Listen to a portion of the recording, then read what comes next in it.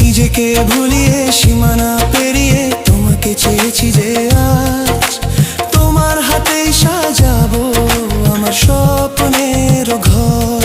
আমি তোমার প্রেমে পড়ে দুনিয়া ভুলে গেছি, তোমার ওই মায়াবী হাসি আমি দেখতে ভালোবাসি।